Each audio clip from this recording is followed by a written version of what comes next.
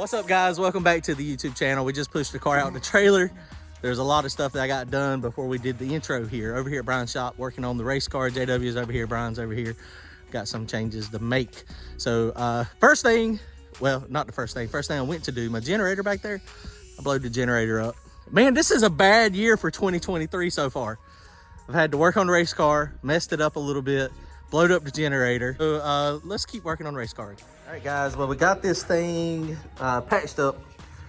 First, I went in there and welded the actual cracks up, and then I went and welded these supports on it. I left some little holes in it here. Tried to drill it.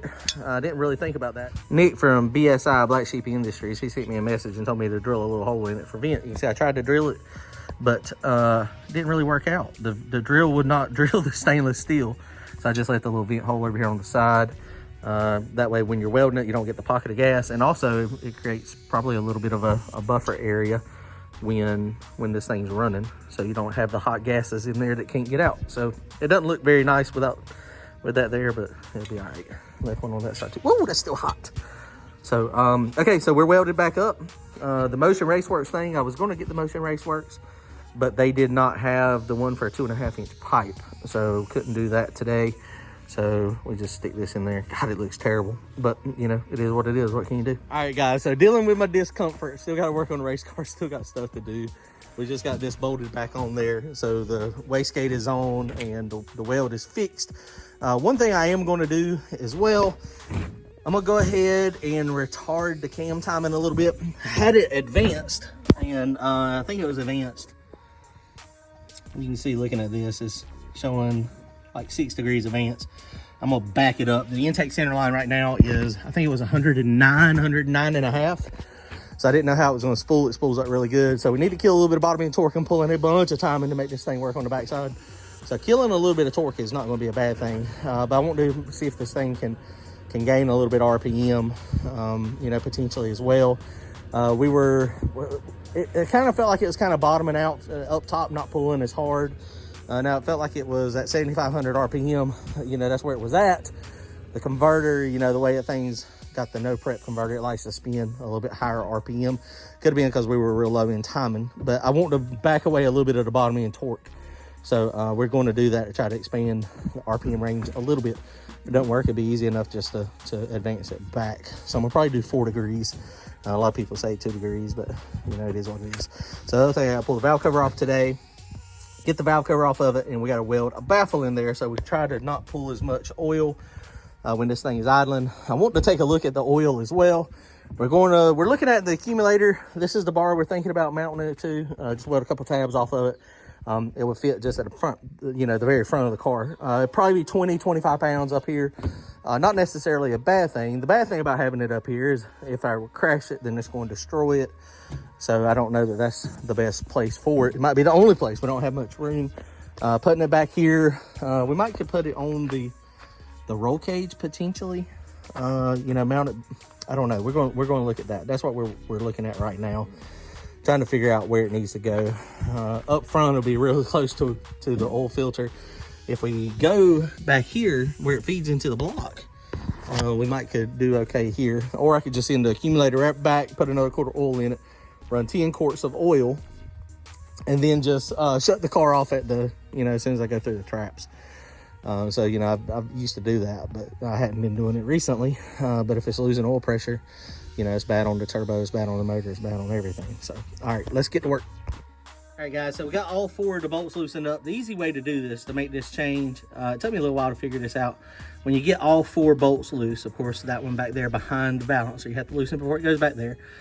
With your tool on the harmonic balancer, on the pulley here, you can easily change this. So basically, by picking it up or pushing it down, the cam will kind of hold in the same spot.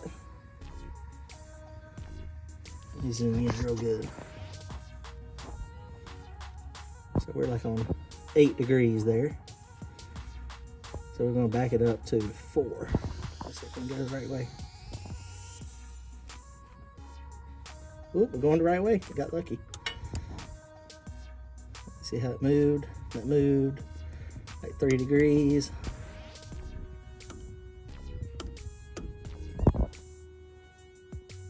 basically the cam is staying still and the crankshaft is turning. Went just a tad too far. Okay, we're gonna have to back it up. I'm gonna have to turn the camera off. All right, guys, well, we're gonna lock it down right there. That's probably 2 to 3 degrees. Retarding it, so I think we're gonna be good. So, right now, yeah. So we moved it probably 2 degrees, maybe 3. So we're gonna try it right there. All right, guys, I just took the oil pump apart. I'm sorry, the vacuum pump. I just took the vacuum pump apart. Come apart really easy. It was good. Cleaned it. None of them were stuck. They were all sticky because I had oil in it, just a little bit. So cleaned all that out. We got the connector on this up here and on the accumulator. I don't know if I'm gonna do it or not. I did also weld in there. It's got a baffle. Hopefully that'll make it so it gets less oil residue and more moisture and condensation and vacuum. After 2 passes, this thing was about half full. So that's kind of a lot. Woo, boy, it might be done for the day. So I was putting screws, self-tappers in that. It missed. The drill bit went through my finger. All the way through. That was the drill bit, not the self-tapper. Oh, warning, warning. Oh, that is the fat. God, it went right through. Ooh, I don't know when my last tetanus shot was, but I guess we need to find out. I'm pretty sure it was recent, because I seem to hurt myself all the time. Wow, that hurt. God, that hurt bad. That was blunt. It was spinning. Oh yeah, the self-tapper. I mean, the self-tapper popped off, and that bit right there. Oh, that hurt. Wow. Wow, wow. Okay, let's try to stop this from bleeding.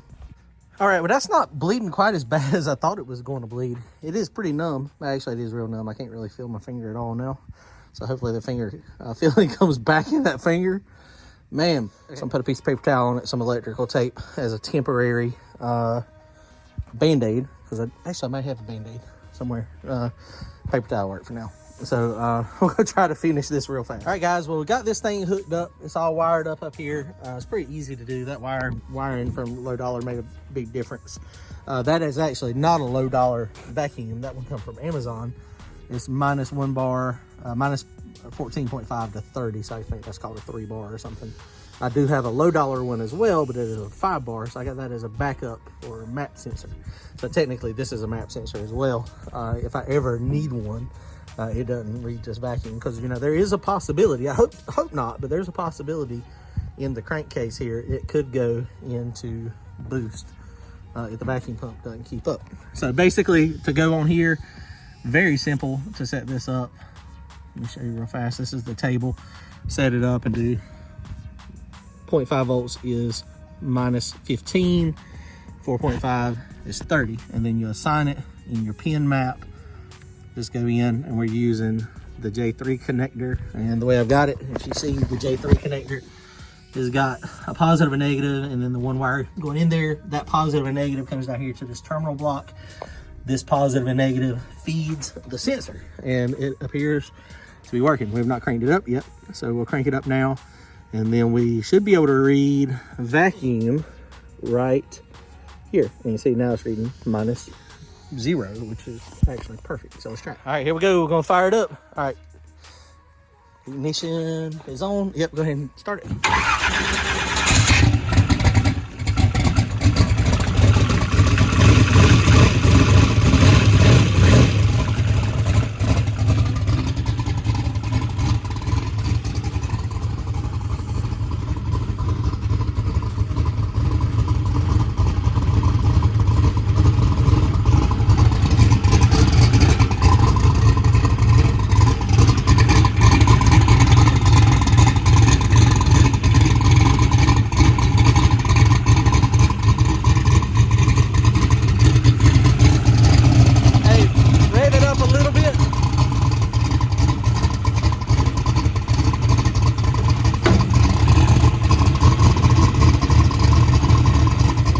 Rev it up a little bit more.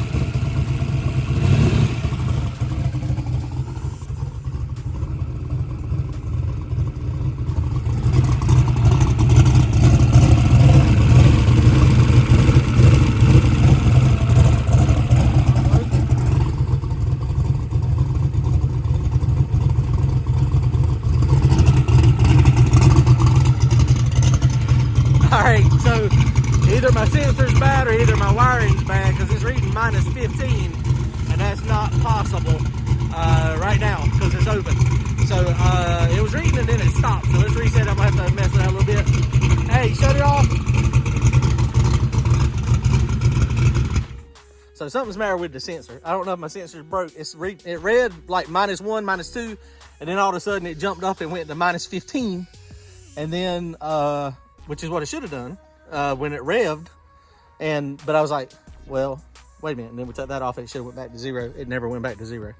So either the sensor is bad or my wiring is bad. I don't know. All right, we're gonna play with this. Okay, but it is wired. It does have pressure, and it is got some vacuum. So I guess we're done tonight. See, the fog is starting to roll in, starting to get some moisture. All in all, pretty productive day, other than stabbing my finger.